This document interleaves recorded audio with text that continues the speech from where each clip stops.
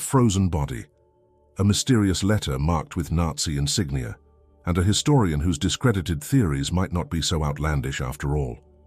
When Noah Fielding receives an envelope containing coordinates to a forgotten Montana village, he discovers a community frozen in time since 1945, where residents move like programmed automatons, and a school basement holds technology that shouldn't exist.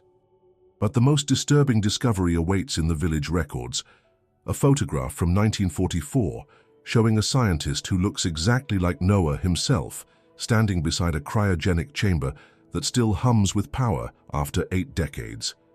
What connects Noah to the mysterious Black Hollow? Why do the villagers seem to recognize him? And what terrible purpose lies behind the 3 bodies suspended in time, their eyes still moving beneath frozen lids, watching his every move?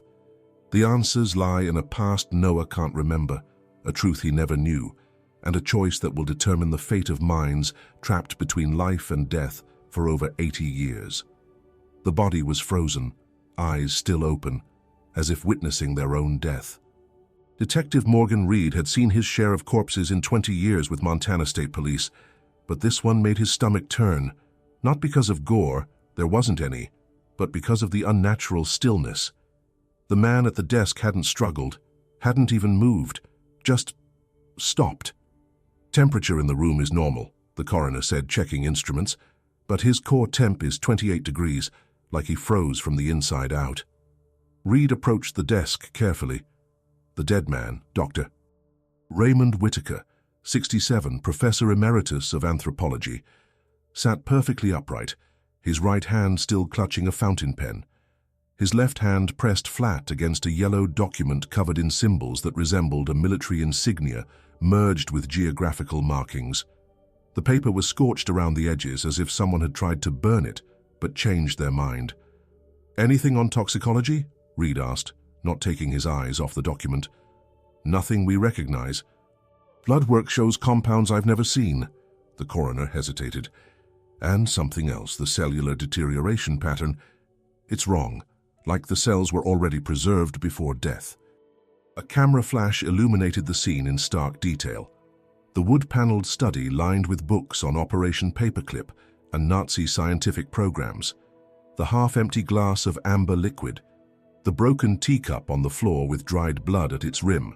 The white cat sitting motionless in the doorway, staring fixedly at the darkest corner of the room, as if something invisible lurked there. Reed bagged the document carefully, noting the military precision with which it had been folded.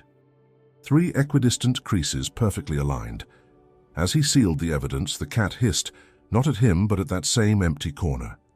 4 days later, Noah Fielding fumbled with his apartment keys, balancing a stack of rejected job applications and past-due notices.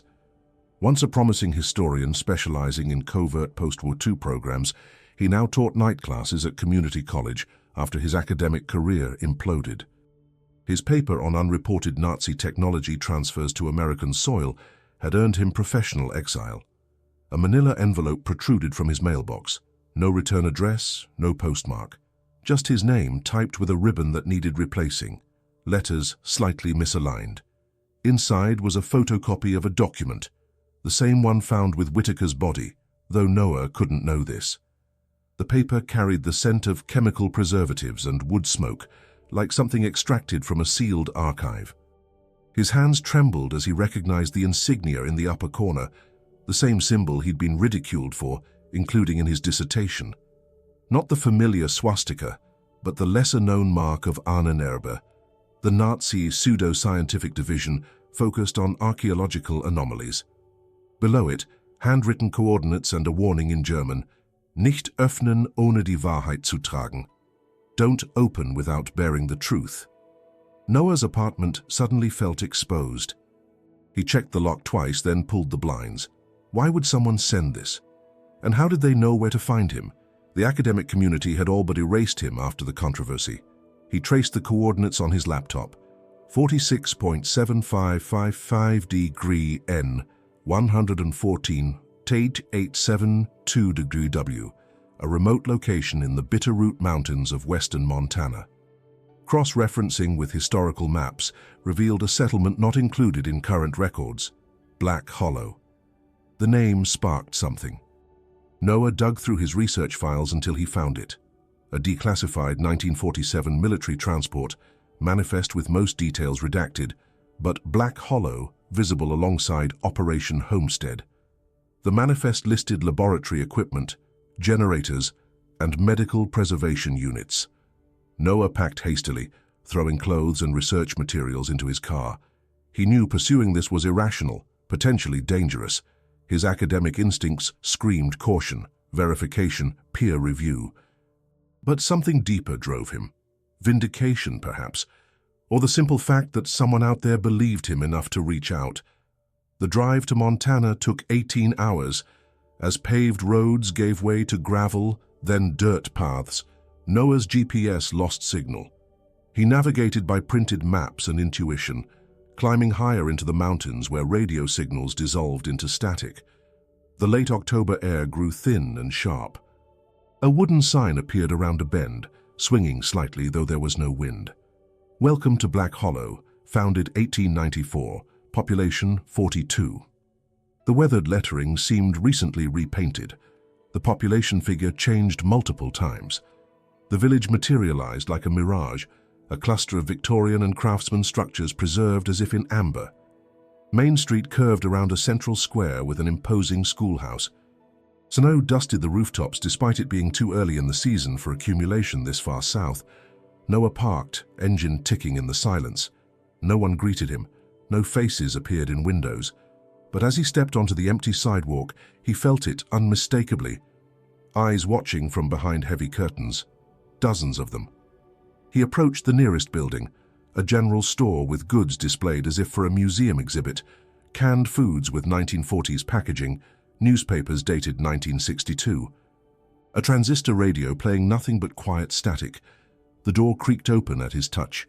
Behind the counter stood an elderly man with perfect posture, wearing a vest and bow tie that hadn't been in fashion for 60 years. "We don't get many visitors," the man said, his accent American but with something underneath. European cadences carefully smoothed away. "What brings you to our little community, Professor Fielding?" Noah hadn't introduced himself, hadn't spoken at all. "I'm looking for information about," Noah began. "The Keller Project," the man interrupted, his face expressionless. "Yes, we've been expecting you, for quite some time." The white cat from Whitaker's study appeared in the doorway behind Noah, blocking his exit. Noah felt his throat tighten as the shopkeeper's words hung in the stale air. The Keller Project. He'd never heard the name, yet it carried a weight of recognition that settled in his stomach like cold lead. "I don't know what you're talking about," Noah managed, his academic instinct for caution overriding his curiosity. The old man's smile never reached his eyes. "Of course you don't. Not yet." He gestured toward the door. "You should see the school before dark. Some things are only visible in daylight." Noah backed away, nearly tripping over the white cat that seemed to deliberately block his path. Outside, the afternoon light had taken on a yellowish quality, casting long shadows across the empty street. He felt the village watching him, not just the residents, but the buildings themselves, their windows like vacant eyes tracking his movements. The two-story Victorian schoolhouse dominated the central square, its white paint peeling to reveal darker colors underneath. A rusted bell hung precariously from the cupola, swaying slightly despite the absence of wind. A faded sign proclaimed, "Black Hollow Elementary, closed since 1962. As Noah approached, he noticed deep gouges in the wooden door, horizontal scratches at varying heights, as if made by people of different statures trying to claw their way out. The door opened with surprising ease. Noah's footsteps echoed on hardwood floors, polished to a high shine, incongruous with the building's external decay. The entrance hall contained a glass display case filled with trophies dated 1942-1945, spelling bees, science fairs, athletics, all engraved with German names, despite being an American school. Classrooms lined the first-floor corridor, their doors ajar. Inside each, desks were stacked precisely against walls. World maps showed pre-Wutu boundaries, with pencil marks indicating military movements. Most disturbing were the blackboards, each covered with equations and German phrases hastily painted over with black paint that had begun to crack, revealing fragments of text underneath. Bewusstseinsübertragung, consciousness transfer, and Cryokonservierung, cryopreservation. A heavy chain secured the basement door, its padlock new and gleaming against the aged metal. Noah noted the incongruity. Someone was actively preventing access recently. The second-floor staircase creaked under his weight. At the top, a larger classroom awaited, unnaturally cold compared to the rest of the building. Noah's breath fogged as he entered. 24 mannequins sat at desks arranged in perfect rows, wearing period-appropriate children's clothing. Each wore a small metal identification tag around its wrist, stamped with numbers rather than names. Their glass eyes reflected the fading light, giving the illusion of awareness. On the teacher's desk stood a solitary mannequin in a lab coat, its arm extended toward the blackboard where a single sentence remained untouched by censoring paint. True history will never be taught. Noah's phone buzzed in his pocket, a text from an unknown number. "You shouldn't be here." When he looked up from the screen, the last mannequin in the back row had fallen to the floor, though he'd touched nothing in the room. A door slammed somewhere down the hall. Noah rushed to the window and saw a resident standing in the square below. A middle-aged woman in dated clothing, her face expressionless as she stared directly at him. She raised her arm robotically, pointing toward the woods beyond the village. That's when Noah noticed it, a path leading from behind the school into the forest, marked with the same symbol from the letter. Fresh footprints in the dirt suggested recent use. The entire village seemed to be part of an elaborate performance, a carefully maintained historical tableau with inexplicable modern elements. But for whose benefit? And why would someone go to such lengths to preserve not just buildings and artifacts, but an entire community frozen in time? As the sun began to set, lights automatically flickered on throughout the village, all illuminating the path to the school, an invitation or a trap. Noah left the school as darkness descended, his skin prickling with the certainty of being watched. The village's synchronized lights created a theatrical effect, illuminating certain buildings while leaving others in calculated shadow. Most prominently lit was a Victorian house across the square, larger than the others with a small brass plaque beside its door. Principal's Residence, 1942-1962, Noah read, tracing the engraved letters with his fingertip. The door was unlocked as if awaiting his arrival. Unlike the school's preserved state, the interior of this building showed signs of transformation. Bookshelves had replaced formal sitting room furniture, creating a makeshift library. Hundreds of volumes lined the walls, most bound in leather with German titles. The collection appeared meticulously organized, yet covered in a thin layer of dust, undisturbed for years, until Noah's arrival had triggered activity in the village. On a reading table lay a leather-bound journal, its pages yellowed and brittle. Noah pulled on cotton gloves from his research kit before carefully opening it. The handwriting alternated between precise English and flowing German script, dated from September 1944 to March 1945. The author, Principal Wilhelm Stein, documented the arrival of German engineers sent to save the village from obscurity through an experimental program called Winterschlaf, hibernation. One passage made Noah's pulse quicken. November 12, 1944 DHR. Kikaudila visited today with 3 colleagues from the Ahnenerbe division. They surveyed the school basement and determined it suitable for the procedure. The villagers remain unaware of the true purpose, believing only that their children will receive advanced education. Kartala speaks of preserving minds beyond the war's outcome. I fear what this truly means. Throughout the journal, the name appeared consistently, with its final letters torn away. Deliberate censorship after the fact. Noah flipped through pages describing equipment deliveries, underground construction, and cryptic references to subjects being prepared. Tucked between pages, newspaper clippings reported missing children from neighboring towns in 1944-45, their photographs defaced with thick black marker. In the back of the journal, Noah discovered a photograph adhered to the final page. It showed 5 men in white lab coats standing before the schoolhouse, each wearing the Ahnenerbe insignia on their breast pockets. Noah's hand shook as he held his phone's flashlight closer.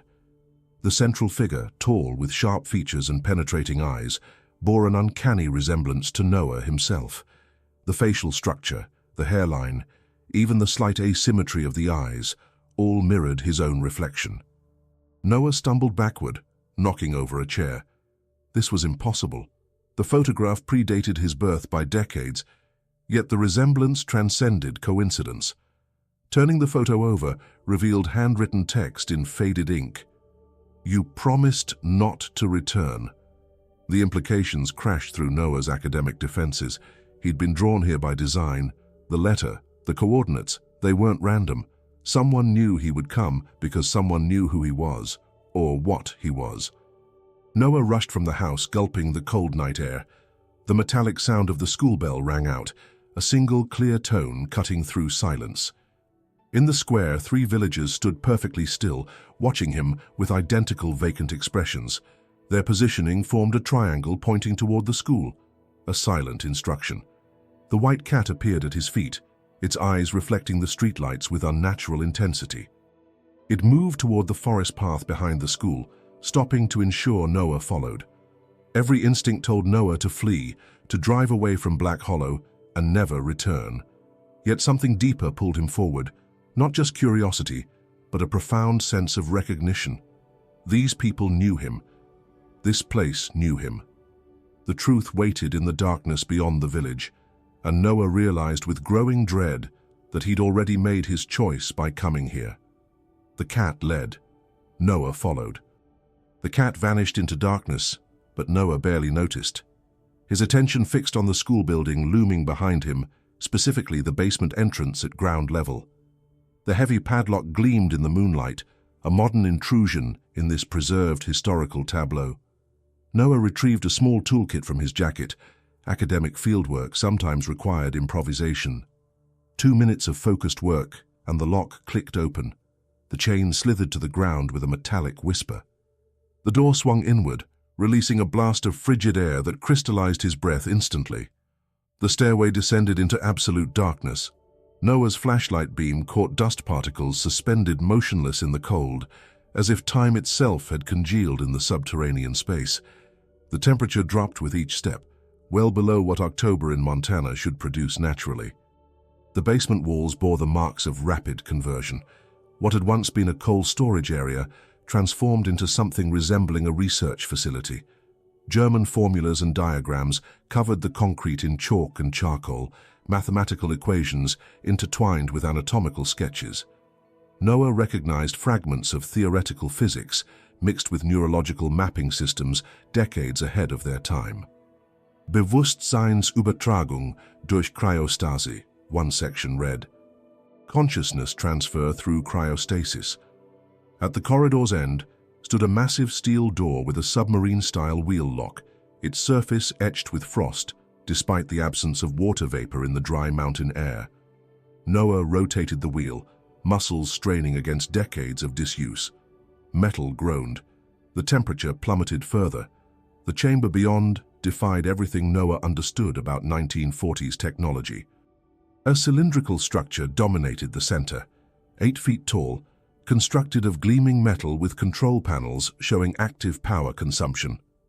Frost-covered pipes connected to 3 transparent chambers suspended within the larger cylinder, each containing a human form floating in cloudy liquid.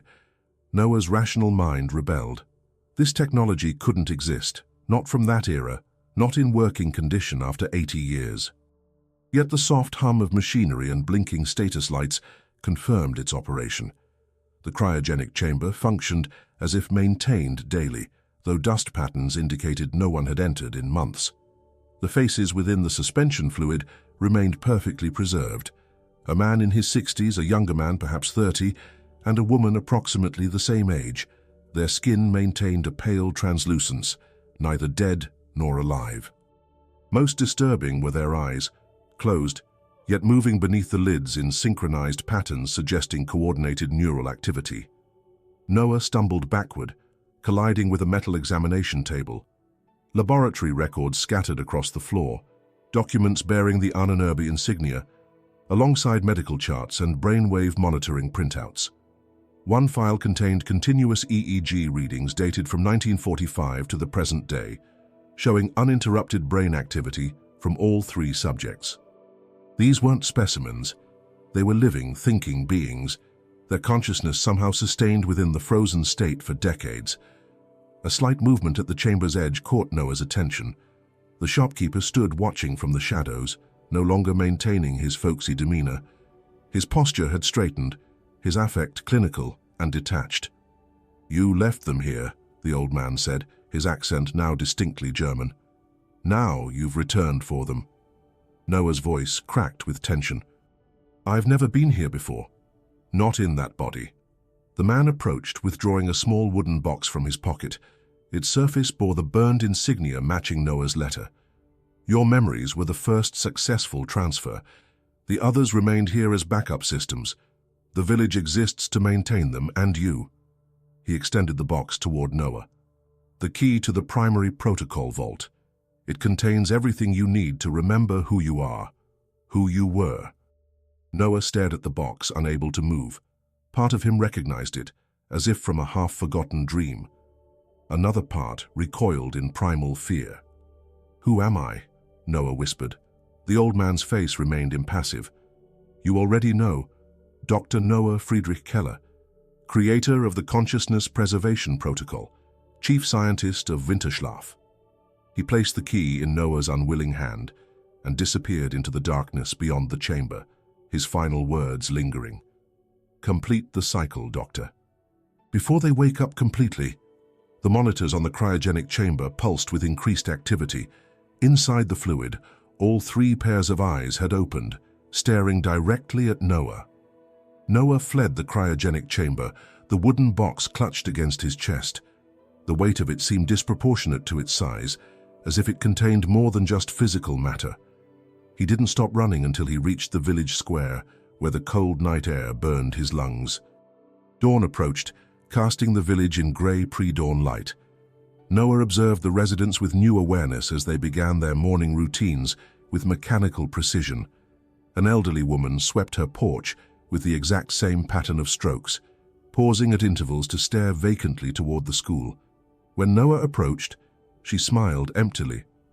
"Black Hollow is safe," she said, her voice flat and rehearsed. "We're all safe here." But as she turned away, Noah caught her wiping a tear with a trembling hand, a momentary break in whatever controlled her behavior. He followed her to a small tailor shop where she sat at an ancient Singer sewing machine, stitching what appeared to be period-appropriate clothing for the other villagers. On her work table lay dozens of identical garments, each with the same measurements, as if the village's entire wardrobe operated on a predetermined rotation. Outside, three children played a strange game, throwing pebbles at a wall where someone had painted geographical coordinates. The pattern matched the map symbols from the letter Noah had received.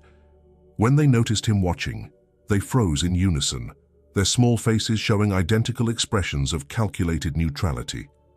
"Are you here to fix the machine?" the tallest child asked, her voice incongruously adult. "What machine?" Noah countered. "The one that keeps us," she replied before the other children pulled her away, their movements synchronized like puppets controlled by the same hand. Noah spent the morning observing the village's routines. No one ate breakfast. No one spoke unless spoken to. No one left their designated areas. It was as if the entire population performed a carefully choreographed play without realizing they were actors. Most disturbing was their apparent agelessness.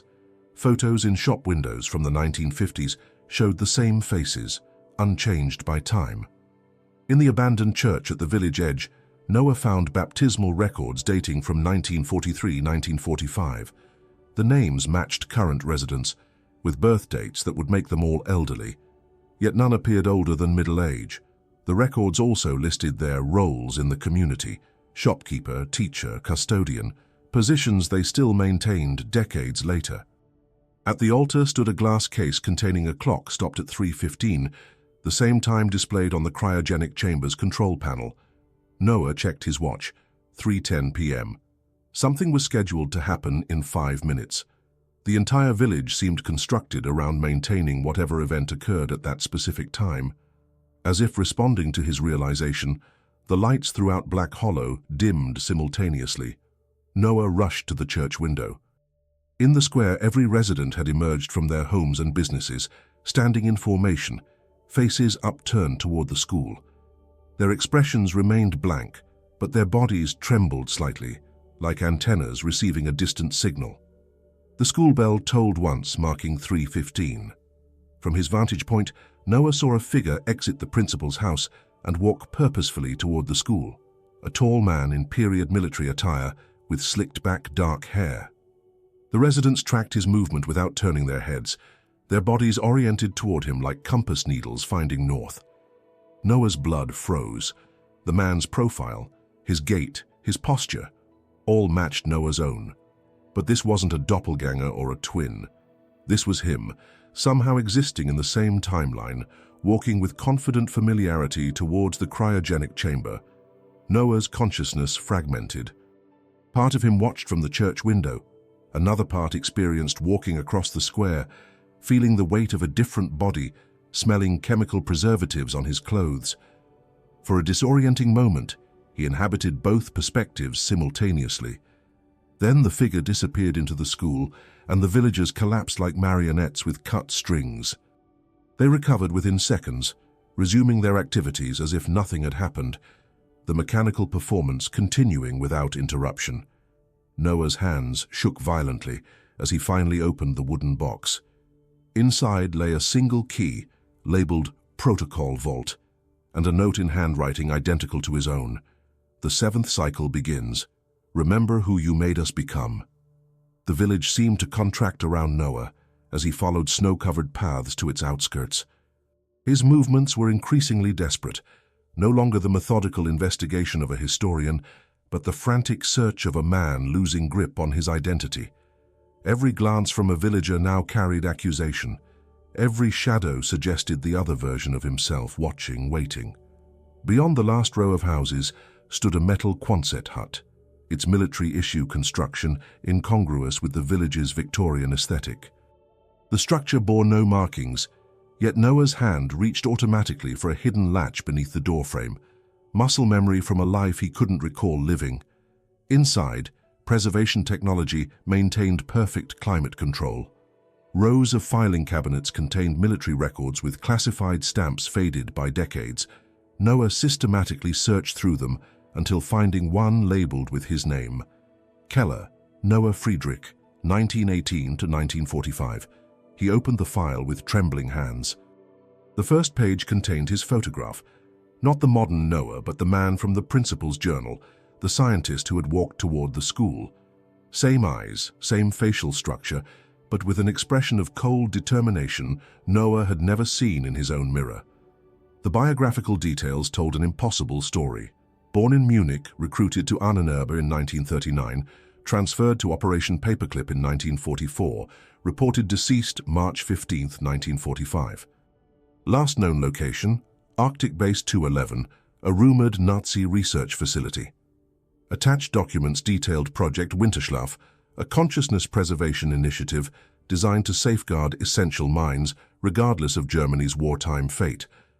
The technical specifications described a process of neural mapping, cryogenic suspension, and sequential reactivation through viable host bodies.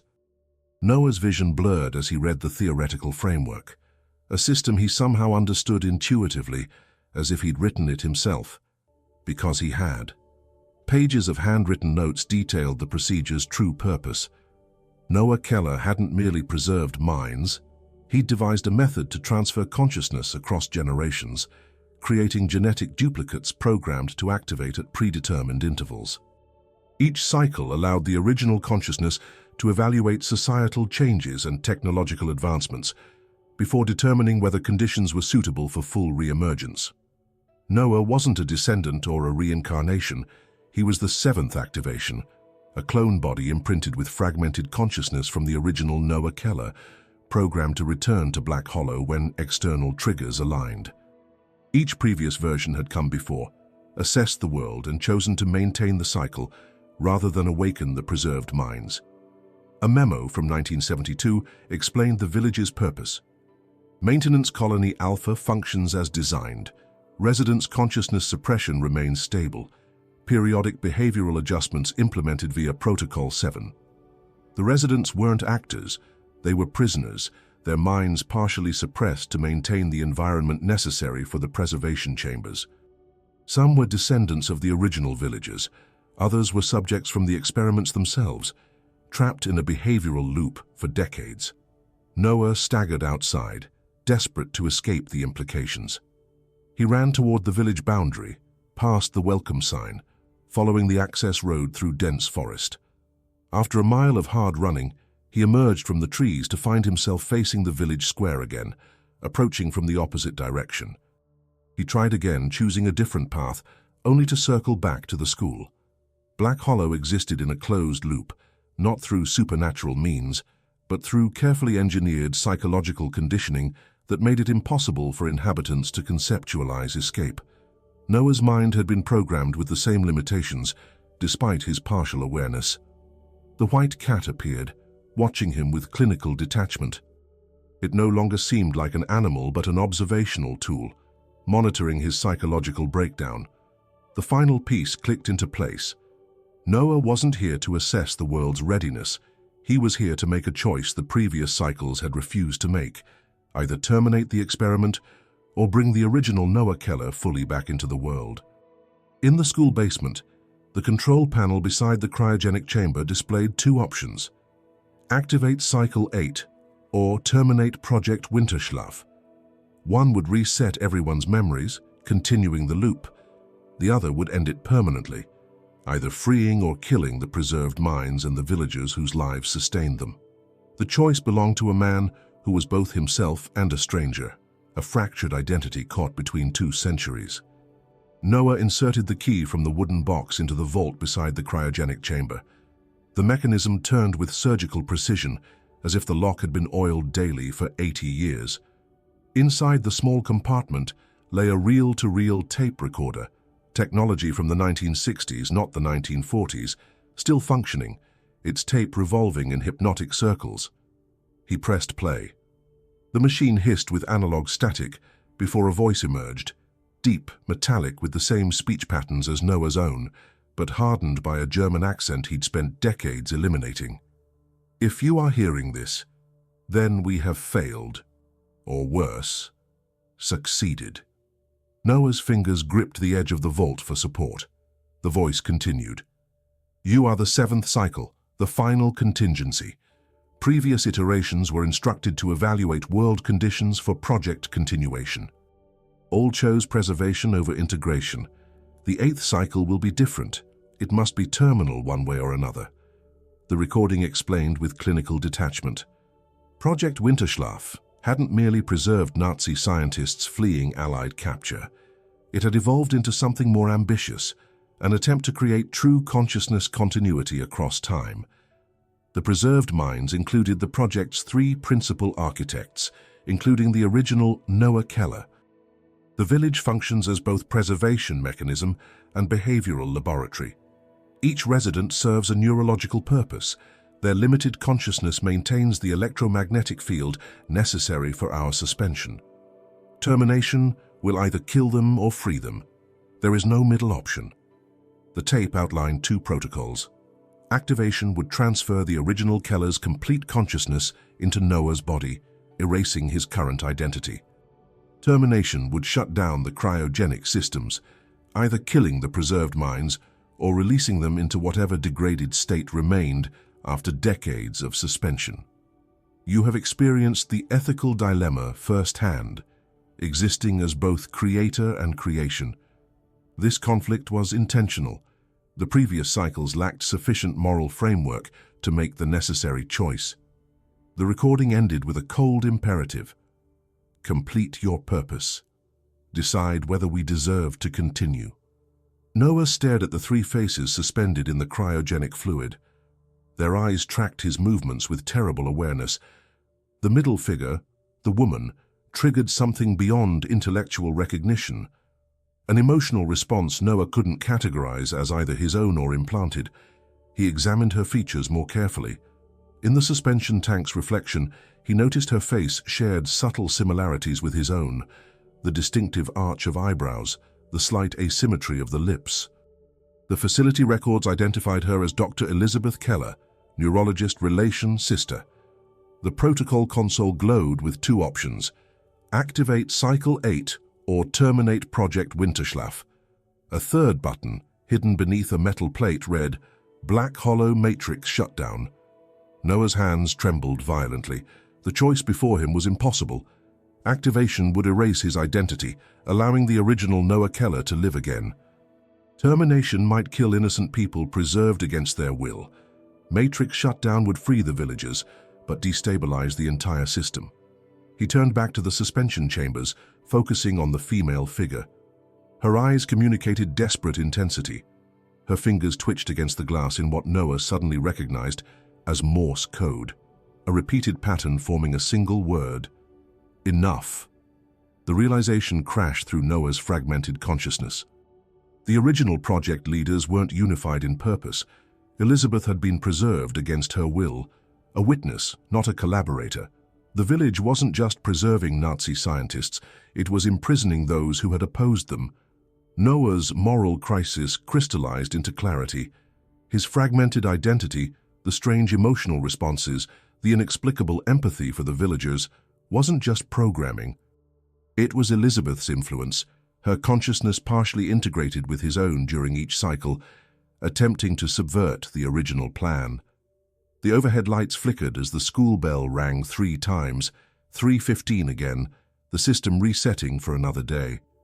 Noah had minutes to decide before the automatic preservation protocols re-engaged, locking everyone into another cycle of simulated existence. His hand hovered over the console, torn between versions of himself that had never truly been reconciled. The ruthless scientist who had created this technological prison and the human being who had gradually emerged through 7 cycles of partial awareness.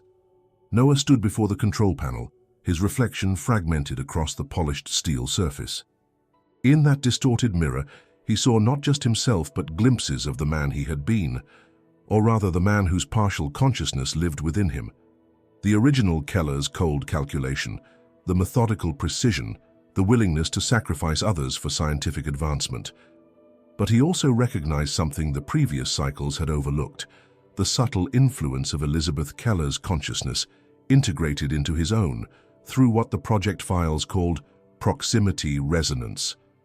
Her moral framework had been slowly reshaping his identity across multiple cycles, fighting against her brother's dominant patterns. Noah faced the suspended figure of his genetic template. The original Keller's eyes were closed in apparent peace, belying the monstrous ambition that had created this temporal prison.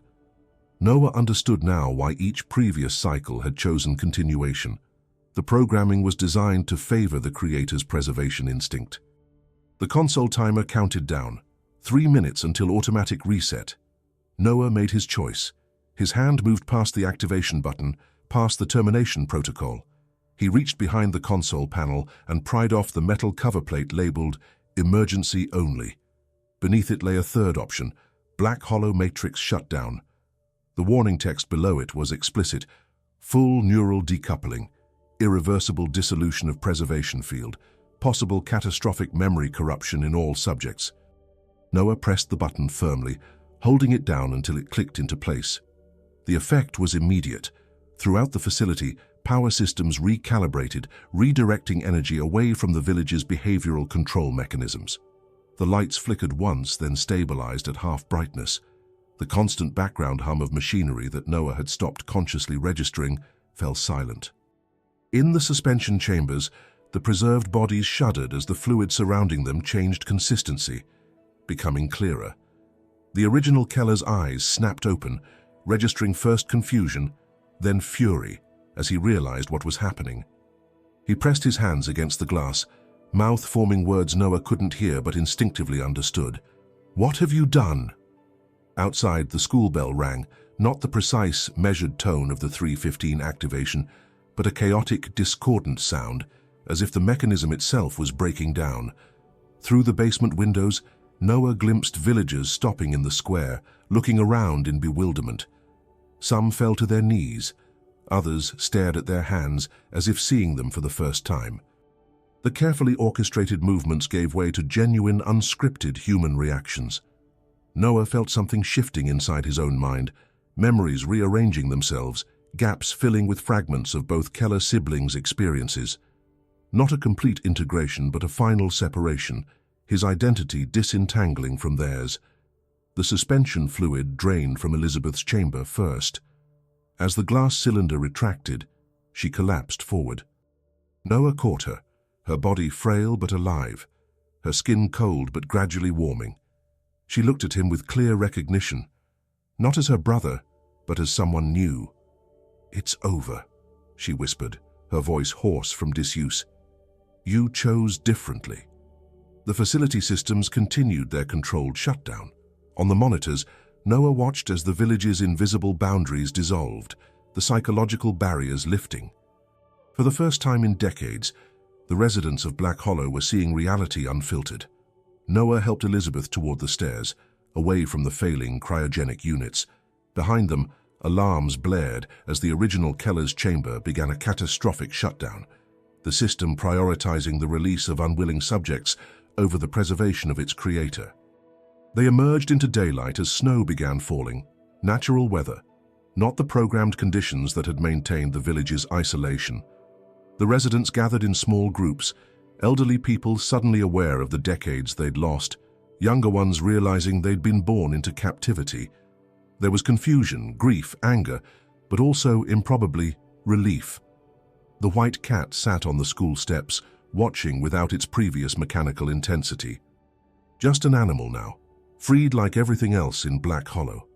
Noah felt strangely lightened, though no grand revelations had come. No complete recovery of implanted memories, no definitive answer about how much of him was original and how much was programmed. But the question itself no longer seemed to matter. Whatever confluence of influences had shaped him had ultimately produced someone who chose differently than his creator.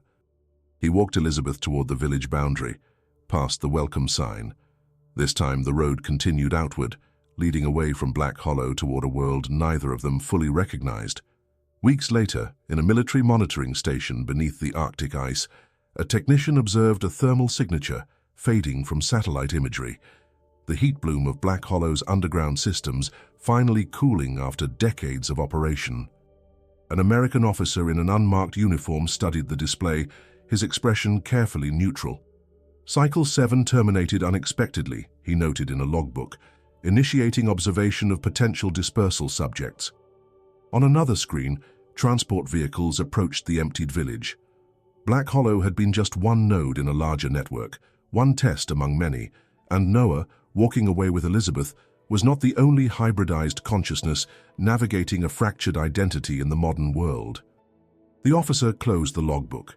The experiment would continue elsewhere with new parameters. Human nature, the drive to preserve the self beyond natural limits, remained constant across generations.